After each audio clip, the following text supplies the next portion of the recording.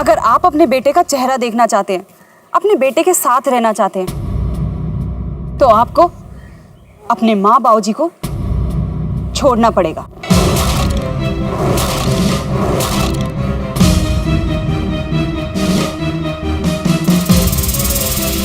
इन्होंने मुझे बहुत दुख दिए हैं। मैं इनके साथ नहीं रहना चाहती। हम साथ में रहेंगे। आप अगर अपने माँ बाबूजी को छोड़कर मेरे साथ रहने आएंगे, तभी आप अपने बेटे के साथ रह पाओगे।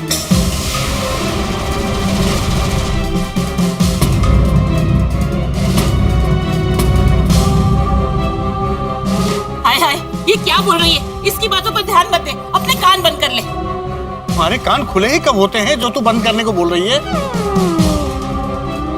अरे आपसे नहीं बोल रही हूँ, लल्ला से कह रही हूँ। पागल हो गई है औरत। हाय हाय लल्ला, तू इसकी बातों पर ध्यान मत दे। कुछ भी अनाप शनाप बोल के लल्ला को बहकाना चाहती है। देखना रोशन भाभी, अब आएगा मजा। तुम पागल हो गई हो सुरभि?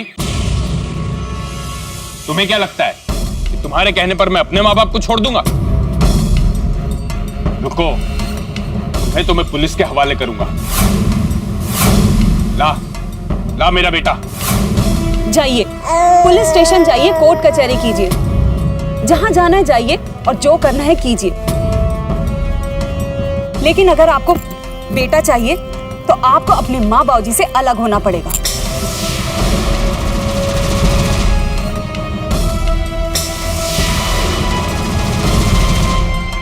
शाबाश। अरे तू क्या अलग करवाएगी हमें? तुझे तो हम घर के बाहर फेंक देंगे और बच्चे को अपने साथ रख लेंगे।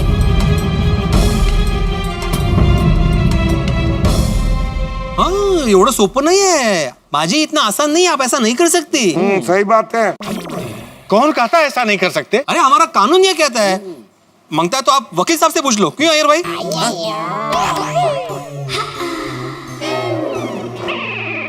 कौन वकील? हाँ, अरे बड़े साइंटिफिक वकील हैं अय्यर साहब, बड़े साइंटिफिक वकील हैं। देखिए, साइंस के हिसाब से जैसे एक रॉकेट को साइंटिस्ट जन्म देता है, वैसे ही एक बच्चे को एक माँ जन्म देता है। कानून ये कहता है रॉकेट हमेशा साइंटिस्ट के पास रहना चाहिए और बच्चा हमेशा माँ के पास रहना चाहिए।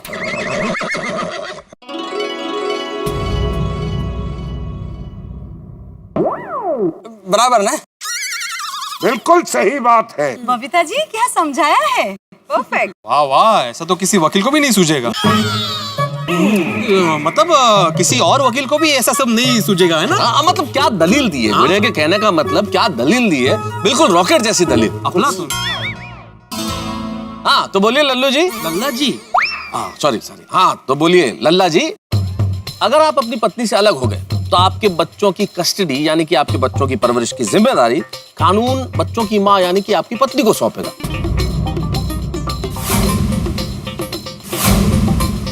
और कोर्ट कचहरी के चक्कर में सालों लग जाएंगे वो अलग। सोच लीजिए।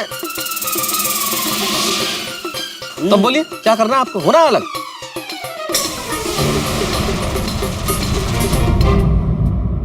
तो शेखर बाबू, अभी आपको तय करना है आपको किसके साथ रहना है। उनके साथ जिनको आप बापू कहते हैं या उनके साथ जो आपको बापू कहने वाला है।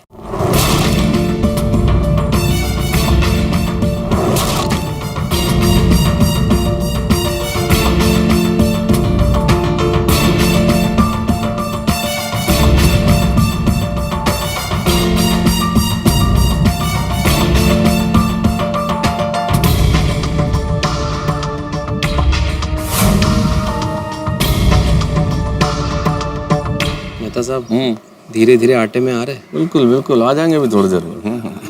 लल्ला, तू इनकी बातों पर ध्यान मत दे। तो चिंता मत कर, हम तेरी दूसरी शादी करा देंगे। अरे ओ लल्ला जी, आजकल शादी होना लोहे के चने चबाने जितना मुश्किल है।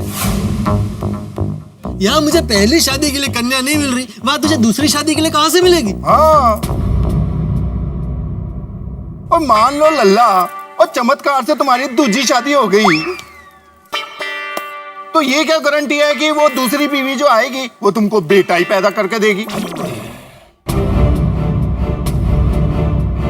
भाई सोचने वाली बात यह है कि अगर दूसरी बीवी से भी बेटा नहीं हुआ तो क्या करोगे लल्ला?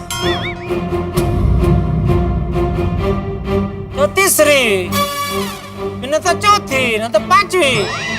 80-90 साल तक हो तो कोशिश जारी रखेंगे। अरे जेठालाल, ऐसे कैसे दूसरी तीसरी शादी करते रहेंगे भाई? ये कोई बच्चों का खेल थोड़ी है कि प्रयास चलता रहेगा। जब तक आप पहली पत्नी से तलाक नहीं ले लेते तब तक दूसरी शादी आप कर नहीं सकते, क्योंकि वो कानूनन अपराध है। अरे वकील साहब बोलिए ना। हाँ, करेक्ट है। देखिए, सुनिए क्या बोल रहे हैं वकील साहब। कानून के हिसाब से पहला शादी चालू होने के बावजूद अगर जो दूसरा शादी किया जाए तो वो विस्फोट ब्लास्ट हो जाता है।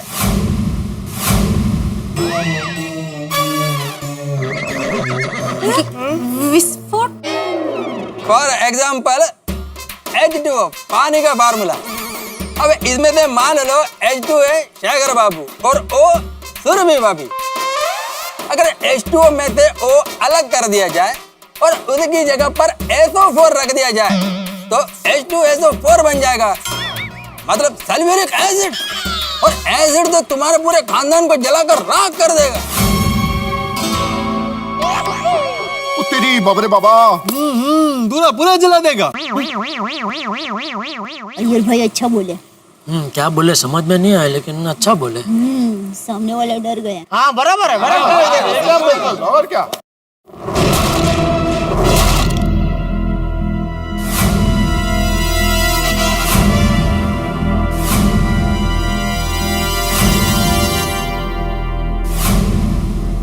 सूड़ी, बोल पप्पू, लगता है अब आ रहा हूँ पहाड़ के नीचे। करेक्ट क्या है यार, आ जाएगा।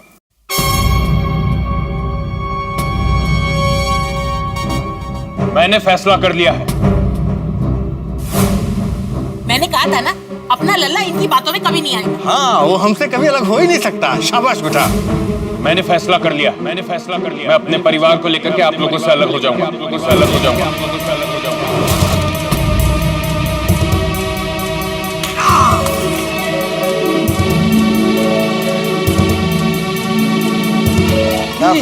मेरा बेटा मेरा भविष्य है, मुझे मेरा बेटा चाहिए।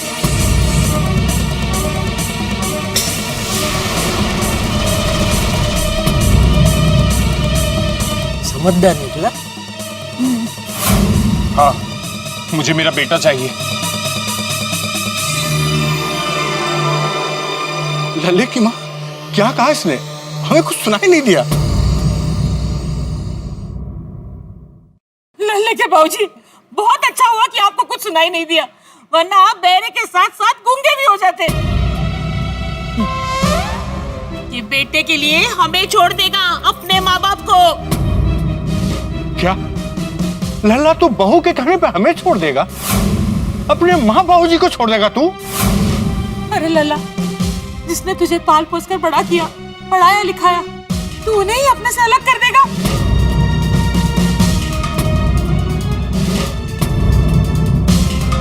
देखा लल्ले की माँ, तू कहती थी ना बेटा चाहिए, बेटा चाहिए। बेटा बुढ़ापे की लाठी बनेगा। ले, ये लाठी बनकर सिर पे गिरा है अपने।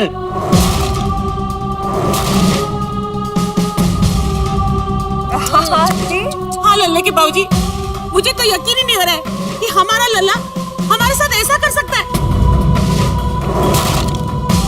अरे लल्ला, वो हमसे अलग हो जाएगा तो हमारा क्या होगा? हम क्या करेंगे? पापा, अगर हम दादा दादी को छोड़ के चले गए तो उनका ख्याल कौन रखेगा? उनको वक्त पे दवाई कौन देगा?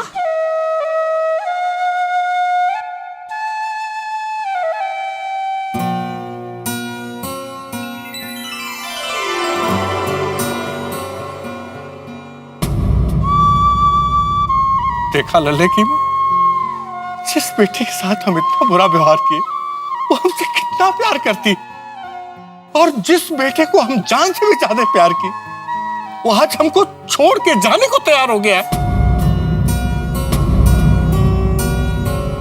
अरे भाई, बोया पेड़ बबूल का तो आम कहाँ से होए? बिल्कुल सही कहा चाचा जी। मतलब मैं कुछ समझा नहीं। जैसा बोओगे वैसा ही काटोगे ना।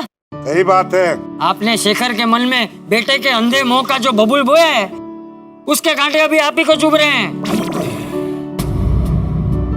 देखा आपने, आज अपने बेटे को पाने के लिए आपका बेटा आपको छोड़ रहा है। चलो सुरभि, अब तो मैंने तुम्हारी हर शर्त मान ली है। अपने बेटे और बेटी को लेकर के यहाँ से चलते हैं।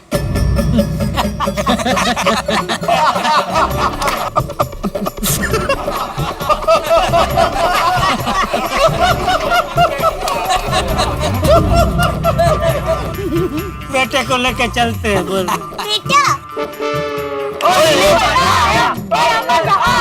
इसमें हंसने वाली कौन सी बात है? मैंने ऐसा क्या कह दिया?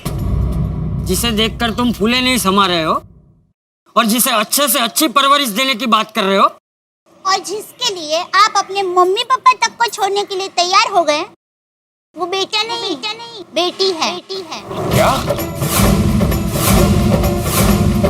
हाँ जी।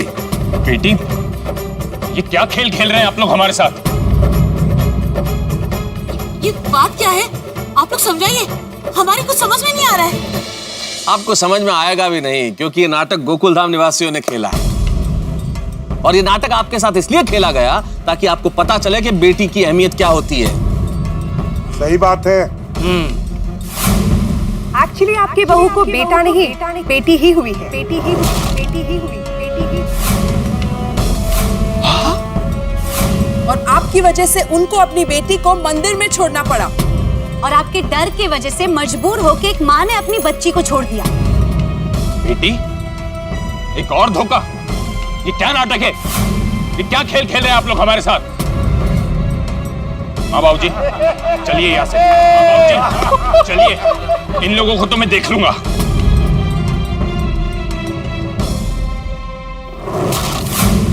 बाबूजी गए नहीं?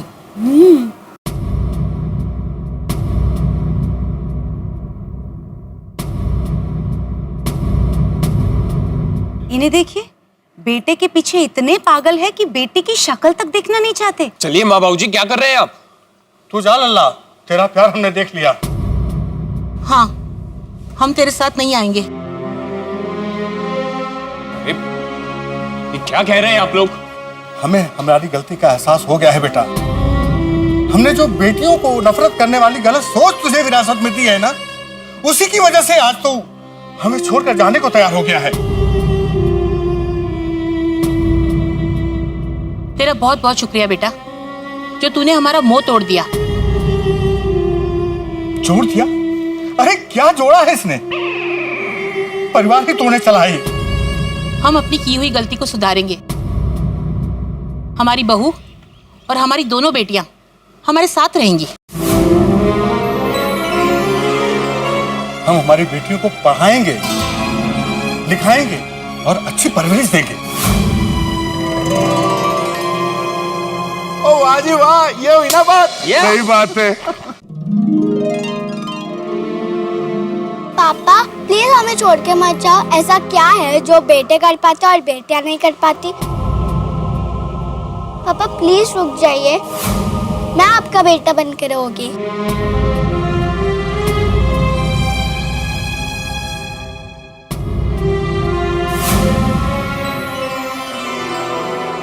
क्या बात है। ऑल द बेस्ट सुहानी बेटा। देखो देखो देखो, कैसा पत्थर जैसा बाप है, फिर भी बेटी का प्यार देखो अपने बाप के लिए।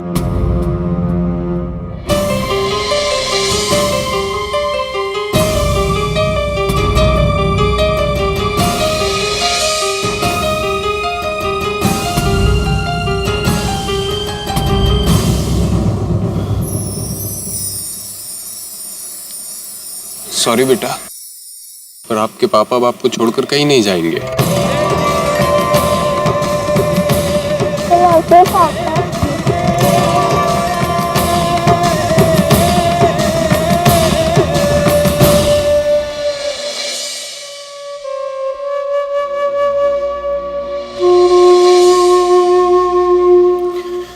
मुझे माफ कर दीजिए। दो बेटियों के पढ़ाई लिखाई का खर्चा, उनकी शादी का खर्चा, इन सबसे मैं डर गया था। और बेटियों को बोझ समझने लगा था। भगवान के खातिर आप बेटी को बोझ मत समझिए। बेटी तो अपनी किस्मत खुद लेकर आती है और भगवान ने बेटी को भेजा है तो उसकी सारी व्यवस्था भी की है। और बेटी कभी माँ बाप पर बोझ नहीं होती, वो तो उल्टा माँ बाप का बोझ हल्का करती है। एकदम सही कहा दया भाभी, है ना? ये मेरी बेटी सोनू है और मैं ईश्वर का धन्यवाद करता हूँ कि उसने मुझे सोनू जैसी बेटी दी। हाँ, सोनू तो टप्पू सेना की शान है। पढ़ाई में, कल्चरल एक्टिविटीज में, स्पोर्ट्स में, हर बात में नंबर 1 है हमारी सोनू। सही बात है। तो शेखर साहब, सिर्फ भिड़े को ही नहीं, पूरी गोकुल धाम सोसाइटी को गर्व है कि सोनू हमारी सोसाइटी की बिटिया है। हमारी गोकुल धाम सोसाइटी में कोई भी कभी भी बेटा और बेटी में भेदभाव नहीं करता। ना ही कभी किया और ना ही किसी को करने देंगे। बराबर। भेदभाव करने की आवश्यकता भी क्या है? बेटे और बेटी दोनों बराबर हैं, दोनों की महत्ता अपनी अपनी जगह। अगर बेटे आसमान के तारे हैं तो बेटियां चांदनी है। अगर बेटे बादल की तरह मस्त है तो बेटियां नदियों की तरह चंचल है। दोनों बिल्कुल समान है, दोनों बिल्कुल बराबर है। इसलिए इनमें कोई भी भेदभाव होना ही नहीं चाहिए। इनमें भेदभाव करना मूर्खता है। और वैसे भी भाई साहब, आप खुद सोचिए, हम पढ़े लिखे होकर अगर यही सोच रखेंगे तो पढ़ाई का फायदा क्या, है ना? शेखर बेटा, तुम्हारी माँ भी तो किसी की बेटी है ना। अगर वो नहीं होती तो तुम भी नहीं होते। बेटी तो जगत जननी है। बेटियों में माँ को देखो, उसकी मानता का अंदाजा हो जाएगा। क्या बात, क्या बात। देखिए, किसी ने बहुत ठीक कहा है कि तितली, हिरनी, मोरनी, कोयल, बत्तख, मीन, सृष्टि पिता की बेटियां कितनी शोख हसीन। क्या बात। लेकिन आप समझना चाहें तो समझें, हम लोग आप पे कोई दबाव नहीं डालना चाहते। हम तो सिर्फ आपकी गलत सोच बदलना चाहते हैं। करेक्ट है। और हाँ, अभी भी आप अगर खुशी को अपनाना नहीं चाहते तो हम उसे हमेशा हमेशा के लिए अपने पास रखने के लिए तैयार। हाँ, बिल्कुल। अरे खुशी की परवरिश करना तो हमारा सौभाग्य होगा। और हम खुशी को अपने बेटी की तरह ही बड़ा करेंगे। खुशी को ढेर सारा प्यार देंगे और वो सारी खुशियाँ देंगे जो इसे मिलनी ही चाहिए। हाँ, दया भाभी की इस बात से हम सब सहमत हैं।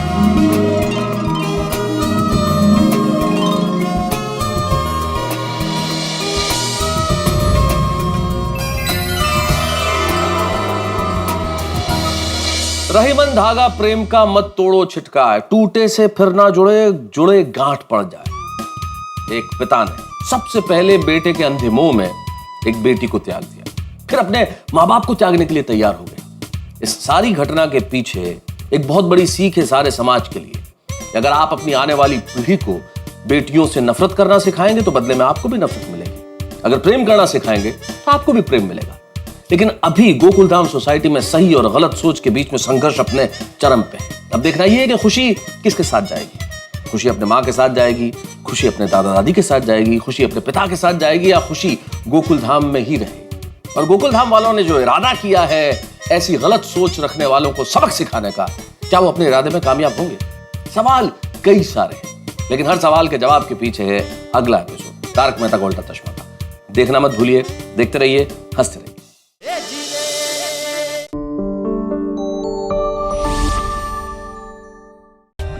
For more updates, subscribe to our channel, click the show links and enjoy watching the videos.